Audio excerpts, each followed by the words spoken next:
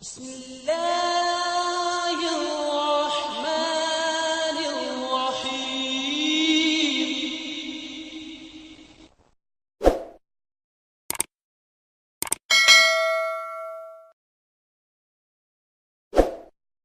ہمیں یہ بتائے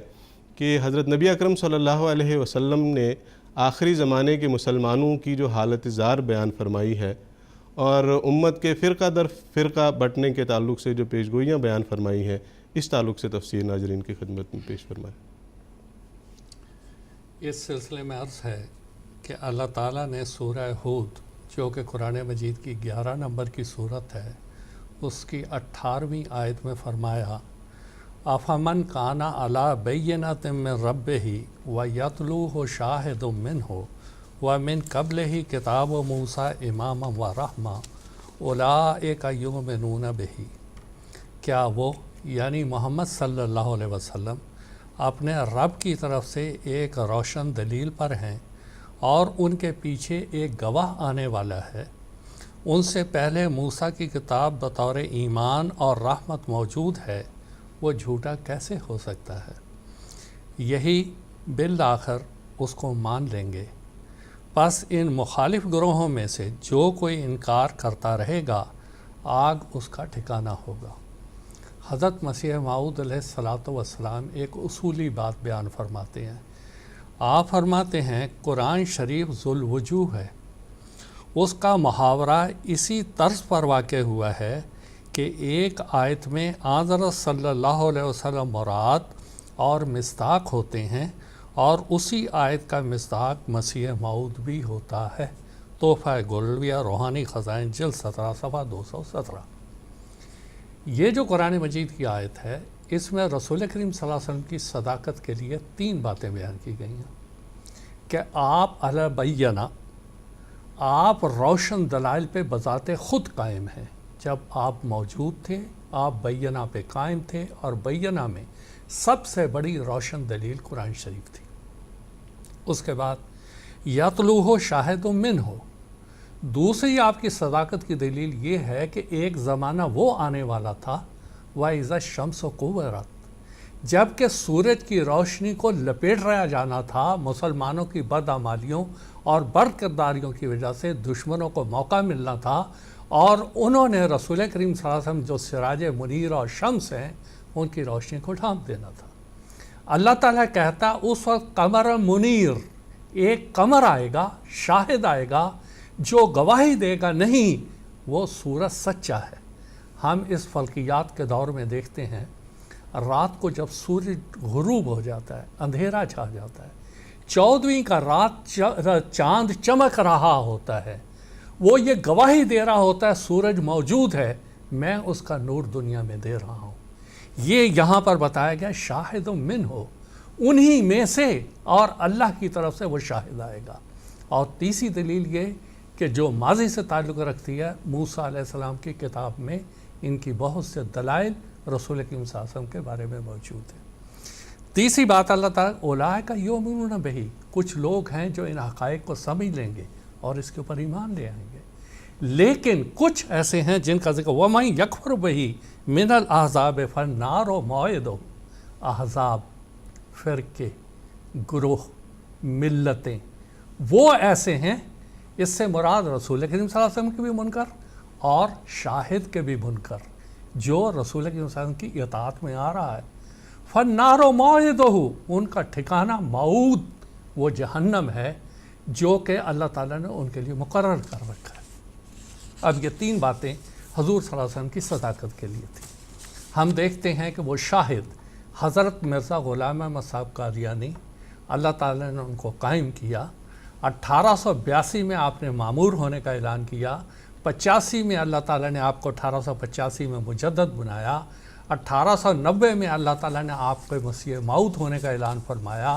اور اسی طرح آپ اسلام کی خدمت کرتے چلے گئے۔ اب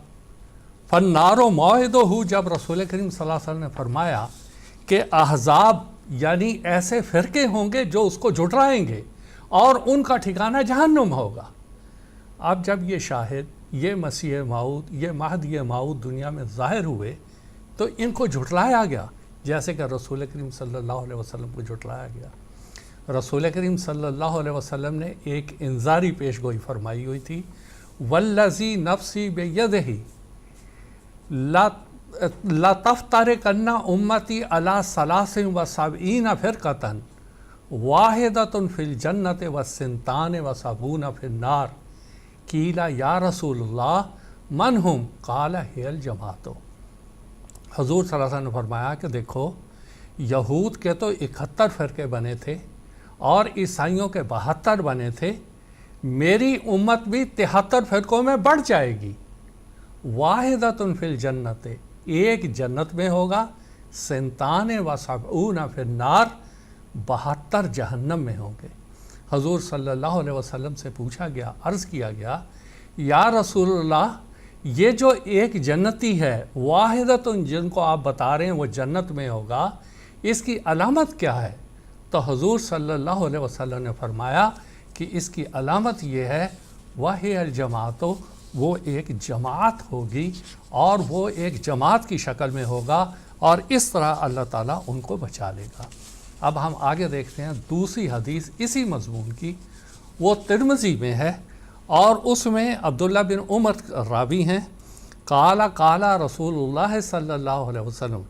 لا یاتین علی امتی کما اتا علی بنی اسرائیل حذو النعل بالنعل، اور آگے کچھ الفاظ ہیں ان کو میں چھوڑتا ہوں۔ ان بنی اسرائیل تفرقت علی سنتین و سبعین ملتاً تفترق امتی علی ثلاث و سبعین ملہ کلہم فی النار الا ملت واحدہ قالوا من ہے یا رسول اللہ قال ما انا علیہ و اصحابی۔ حضور فرماتے ہیں کہ میری امت پر بھی وہی زمانہ آئے گا، یہ تاکید کا نون ہے، یاتینہ، ایسا زمانہ آئے گا،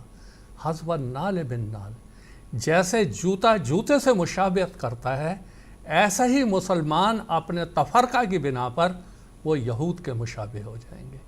اور اگر بر کی حرکت وہاں کوئی ہوئی ہوگی، اس امت میں بھی کوئی ایسا بدبخت ہوگا جو ایسی امت کرے گا۔ پھر آپ نے فرمایا کہ یہ 72-73 فرقوں میں بڑھ جائیں گے،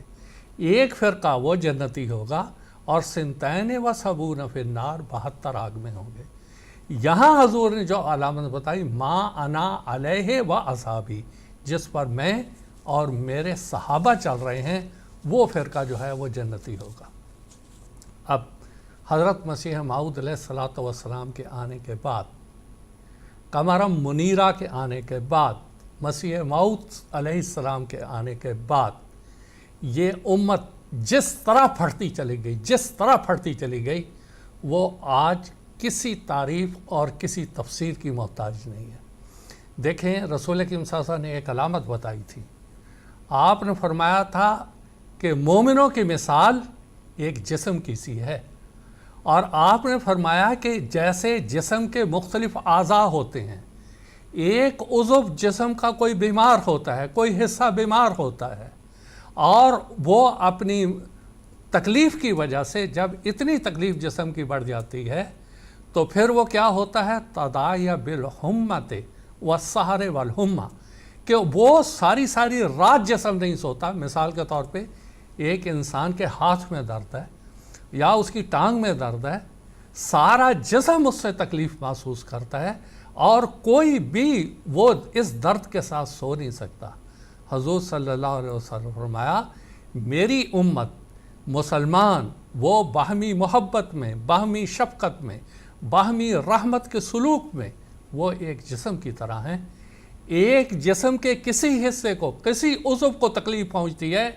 دوسرا بیمار ہو جاتا ہے، تکلیف محسوس کرتا ہے۔ آج یہ امت جس کو ایک انسانی جسم سے تشبیہ دی گئی تھی، آپ دیکھیں کہ آج اس امت میں ہو کیا رہا ہے۔ صحابہ کرام کا تو یہ نمونہ تھا، ایک غزوہ میں 3 صحابہ کا ذکر آتا ہے، حضرت اکرمہ کا، حضرت حارث کا اور حضرت سہیل رضی اللہ عنہ و رضوا عنہ، کہ وہ زخمی تھے، ان کے پاس آخری سانس تھے۔ ایک آدمی آیا، مشکیزے سے کچھ پانی پلانے لگا، ایک صحابی نے کہا اس کے پاس جاؤ، اس کے پاس جاؤ، وہ کہتا نہیں اس کے پاس جاؤ، اس کے پاس جاؤ، اور اسی کشمکش میں وہ سارے کے سارے اللہ کو پیارے ہو گئے۔ یہ حالت تھی ان کی، ایک جسد کی طرح تھے، ایک جسم کی طرح تھے۔ آج آپ دیکھیں کہ یہ جسم روح نہ ہونے کی وجہ سے یہ ایک میت اور مردہ جسم بن چکا ہوا ہے، اور اس کی مثالیں دینے کی ضرورت نہیں۔ ابھی حال ہی کی بات بتاتا ہوں، پچھلے 1 ہفتے 10 دن میں سیریا میں غوطہ ایک جگہ ہے، اتنی بمباری کی گئی، ایک سیریا نے خود کی، ان کی فوجوں نے، ایک رشیا سے کروائی، جو نئے سے نئے بم بنائے، اس کے تجربہ گاہ سیریا کا غوطہ بنایا گیا۔ 500 آدمی چند دنوں میں 500 مسلمان مر گیا، 200-250 بچوں کی لاشیں نکل رہی ہیں، کسی کے جسم پر حس نہیں، جیسے ایک میت جسم پڑا ہوا ہے عالم اسلام کا، کسی کو کچھ کہنے کی یعنی ہمت ہی نہیں کہ لاشیں نکل رہی ہیں۔ اگر یہی 150 یا 200 بچہ کسی یورپین ملک میں ہو گیا ہوتا، قیامت برپا ہو گئی ہوتی، مگر یہ امت جس کو کہ کمثل جسد کہا گیا تھا، ایک جسم کی طرح تھا، اس کے جسم سے خون رس رہا ہے، جگہ جگہ اس کو برچھے مارے جا رہے ہیں، چھریاں ماری جا رہی ہیں، مگر ایسی بے حس ان کی ساری یہ قیادت ہے، جو بھی ہے اس کی تفصیل آگے آئے گی، ایسی پھٹی ہوئی ہے کہ پتہ ہی نہیں ہے ان کو کہ کیا ہو رہا ہے دنیا میں، کیا ہمارے ساتھ سلوک ہو رہا ہے، اور کیسے امت منتشر ہوتی چلی جا رہی ہے، قطعاً ان کو کوئی فکر نہیں۔ وہی حال آپ لے لیں آگے یمن کا، وہی حال آپ عراق کا لے لیں، وہی حال آپ افغانستان کا لے لیں، وہی حال آپ لیبیا کا لے لیں، ساری امت جو کہ 1 ارب سے زیادہ ہے، کتنی ہی ان کی تنظیمیں ہیں، کتنے ہی ان کے ادارے ہیں، سب کے سب تفرقہ کا شکار ہیں۔ اور یہی وہ چیز تھی جس سے رسول کی صلی نے فرمایا تھا، لَتَفْتَرِقَنَّ أُمَّتِي عَلَىٰ 73 فرقہ، کہ میری امت 73 فرقوں میں بڑھ جائے گی۔ یہ ایک انذاری پیش گوئی تھی، یہ رسول کی صلی اللہ علیہ وسلم نے اس لیے فرمایا تھا کہ شاید میری امت کے لوگ عبرت حاصل کریں گے، نصیحت حاصل کریں گے یہود اور نصارہ سے، اور یہ اتحاد میں رہیں گے، یہ اس کو پکڑ کے رکھیں گے جس کی وجہ سے اتحاد قائم ہوتا ہے، مگر انہوں نے ایسا نہیں کیا، اور جس کی وجہ سے یہ امت، یہ مسلمان تمزق کا شکار ہو گئے۔ اور آج افسوس کی بات ہے کہ مسلمانوں کی یہی حالت ایک مسخرہ، ایک تمسخر، استہزاء بن کے رہ گئی ہے۔ اب حضور عید اللہ تعالیٰ بن صلی عزیز نے بھی جو کل خطبہ ارشاد فرمایا، اس میں بھی حضور نے ان باتوں کی طرف ان کو توجہ دلائی کہ ایک رسول کریم صلی اللہ علیہ وسلم کے صحابہ کی قربانیاں دیکھو، ان کی مثالیں دیکھو، اور آج ان مسلمانوں کی حرکتیں دیکھو۔ اپنے آپ کو اسلام کا مدعی کہتے ہیں، اپنے آپ کو کہتے ہیں ہم مسلمان، لیکن ان کی حرکتیں دیکھو، ان کے اعمال دیکھو، ان کے افعال دیکھو، یہ ان کی حالتیں ہیں جو اس زمانے میں پیدا ہو گئیں۔ تو بہرحال یہ ایک خطرناک قسم کی بیماری ہے، وہ ویسا ہی جیسے حضور نے تشبیہ دی ہے کہ ایک جسم جیسے فالج زدہ ہو گیا ہوا ہوتا ہے، منجمد ہو گیا ہوتا ہے، اس جسم کے علاج کا کیا طریقہ ہے؟ منجمد تبھی ہوتا ہے وہ جب اس کے اندر روح باقی نہیں رہتی، جب جان باقی نہیں رہتی۔ اور یہ بات مسلمانوں کو سوچنی چاہیے کہ یہ بے حس جسم کیوں ہو گیا، بے جان جسم کیوں ہو گیا، اس کی وجوہات کیا ہیں؟ قرآن اور حدیث کی روشنی میں اور حضرت مسیح موعود علیہ السلام کے دعوی کی روشنی میں اس کے اوپر غور کرنا چاہیے، تبھی یہ صحیح نتیجے پہ پہنچے۔ جزاکم اللہ۔